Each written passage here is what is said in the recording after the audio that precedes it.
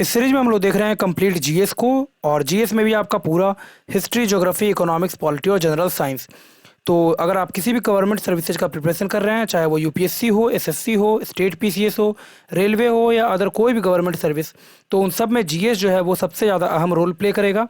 इस पूरे सीरीज को हम लोग देखने वाले हैं वन लाइनर के फॉर्म में। करीब करीब 10,000 के करीब वन लाइनर होगा ये। तो आपका मैक्सिमम रिवाइज हो सकेगा कम से कम समय में। पूरे का पूरा जो ये प्लेलिस्ट है उसका जो लिंक है वो नीचे डिस्क्रिप्शन बॉक्स में भी दिया जा रहा है, ताकि आपको ढूंढने में ज़्यादा समय बर्बाद नहीं हो। आप वहाँ से जाकर के पूरे के पूरे इस प्लेलिस्ट को देख सकते हैं। तो अगर आप चैनल पर नए हैं तो इसको सब्सक्राइब कीजिए और प्रेस कीजिए बेल आइकन को, ताकि जो नोटिफिकेशन है आगे आने वाले वीडियोज का वो आपको सही समय पर मिलता रहे। स्टार्ट करते हैं हम लोग फिर।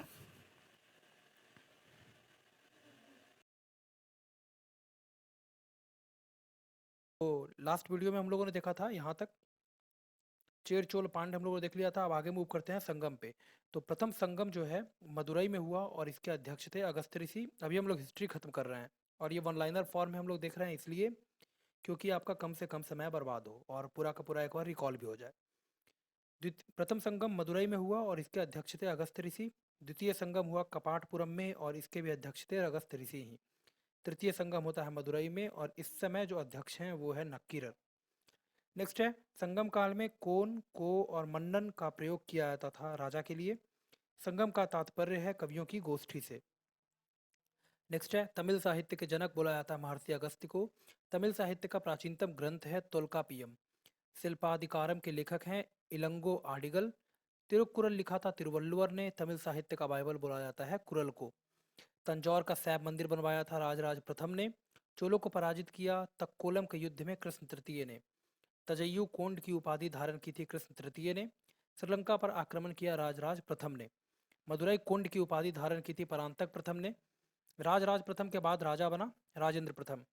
पाल शासक महिपाल को पराजित किया था राजेंद्र प्रथम ने। गंगई कोंड की उपाधि धारण किया था राजेंद्र प्रथम। नेक्स्ट है, चोल गंगम नामक विशाल तालाब का निर्माण करवाया था राजेंद्र प्रथम, और ये बहुत ज़्यादा इंपॉर्टेंट है। चोल गंगम विशाल तालाब राजेंद्र प्रथम।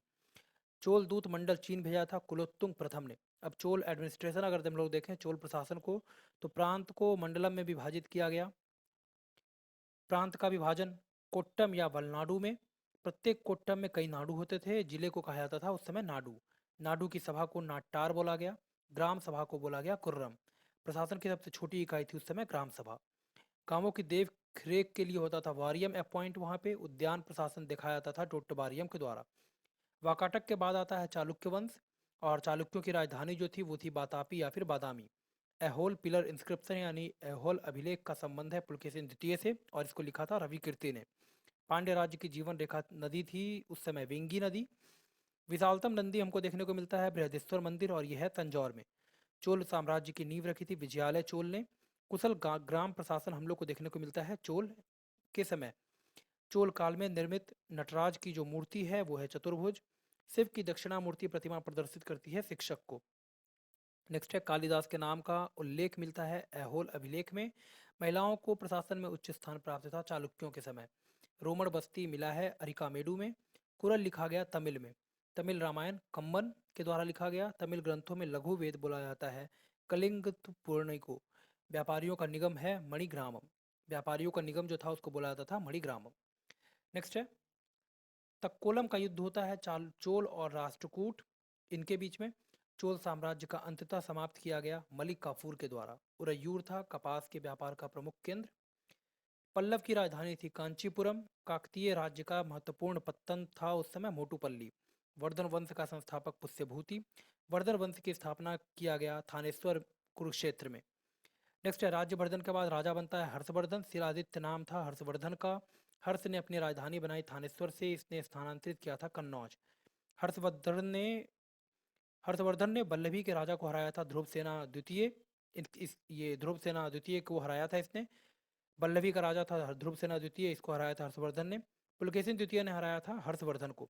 वेनसांग की भारत यात्रा होती है हर्षवर्धन के समय। नेक्स्ट है, नागानंद रत्नावली और प्रियदर्शिका की रचना की हर्षवर्धन ने।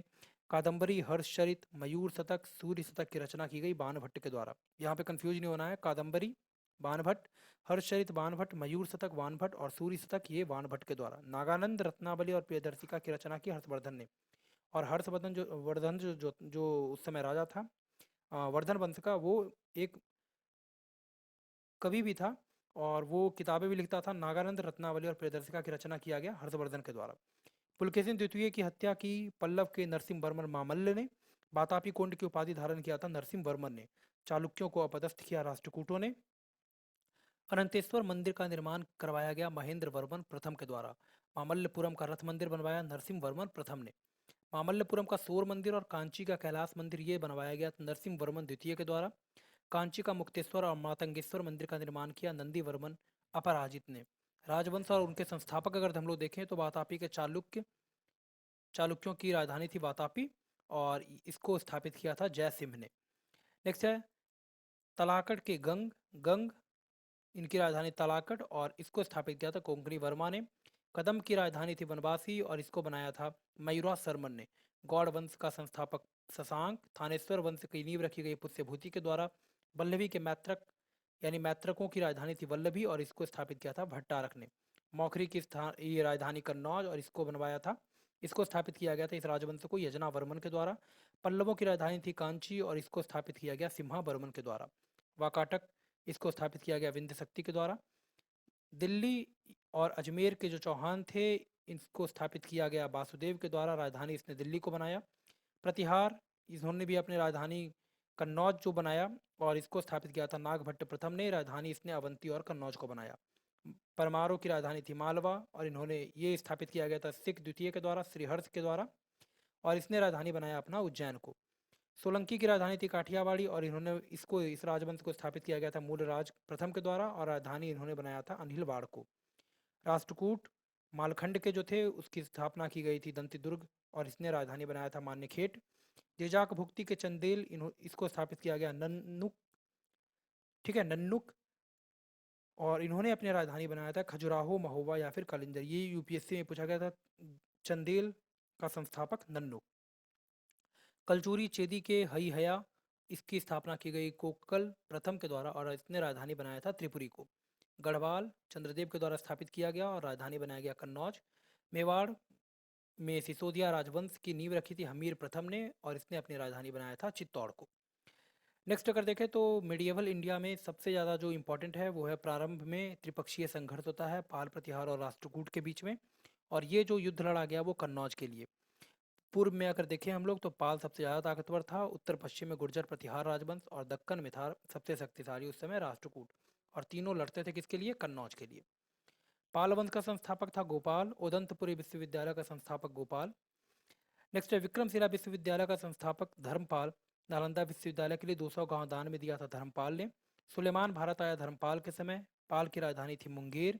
प्रतिहार वंश का संस्थापक था नागभट्ट प्रथम। मिहिर भोज शासक था प्रतिहार वंश का। आदिवरा और प्रभास की उपाधि धारण की थी मिहिर भोज ने। इंदिरा युद्ध को हटाकर चक्रा युद्ध को शासक बनाया था धर्मपाल ने।